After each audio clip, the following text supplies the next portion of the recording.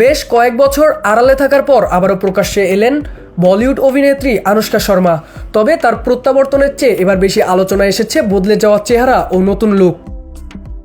আনুশকা শর্মাকে দেখা গিয়েছে একটি গয়নার ব্র্যান্ডের বিজ্ঞাপনে, যা মঙ্গলবার শেয়ার করা হয়।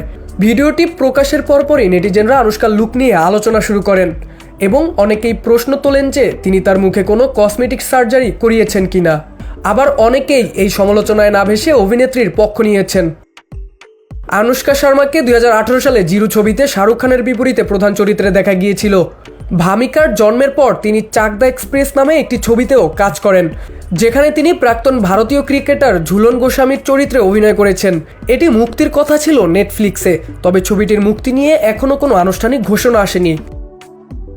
আনুশকা 2008 সালে শাহরুখ খানের রব নে বানাদি জড়ি দিয়ে তার ফিল্মি ক্যারিয়ার শুরু করেন। এরপর অভিনেত্রী ব্যান্ড বাজা বারাত, পিকে, দিল ধারকানে দো, পরি, ফিল্লোরি এবং আরও অনেক হিট সিনেমা উপহার দিয়েছেন।